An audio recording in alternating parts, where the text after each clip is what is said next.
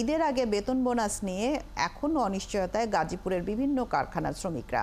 কোনো কোনো কারখানায় বেতন বোনাস দেওয়া হলে অধিকাংশ কারখানাতেই পরিশোধ করা হয়নি। মালিকপক্ষ বলছেন শেষ দিন পাওনা পরিশোধ করবেন তারা। এই অবস্থায় শিল্পাঞ্চল এবং সড়ক মহাসড়কে শৃঙ্খলা বজায় রাখতে তৎপর আছে আইন শৃঙ্খলা বাহিনী। ইকবাল সরকারের তথ্য ও ছবিতে রয়েছে প্রতিবেদন।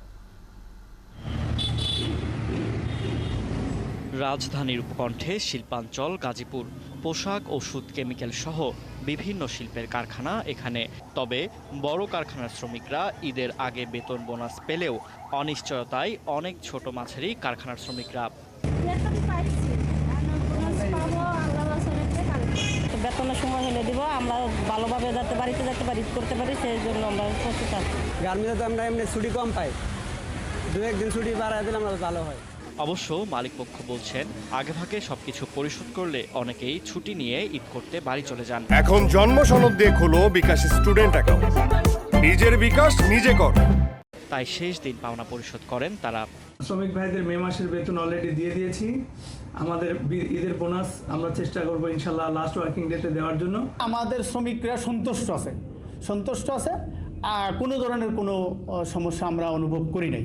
বেতন বোনাস নিয়ে অতীতে শ্রমিক অসন্তোষ হলেও এবার তেমন কিছু হবে না বলছেন বিজিএমই এর নেতারা।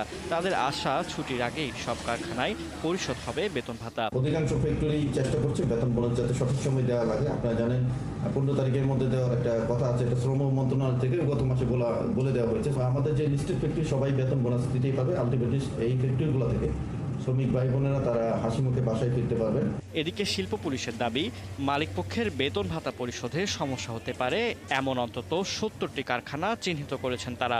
এসব এলাকায় সতর্ক আছে পুলিশ। যদি কোনো গেস্টেড গ্রুপ কাজ করে থাকে আমরা তাদেরকে আইডেন্টিফাই করে এবং ওই প্রতিষ্ঠানকে কিন্তু আমরা জানাচ্ছি দিস আর দ্য গাইজ যে actually working behind the scene. তো তারা কিন্তু সচেতন আছে এবং আমরাও পাশাপাশি ব্যবস্থা নিচ্ছি।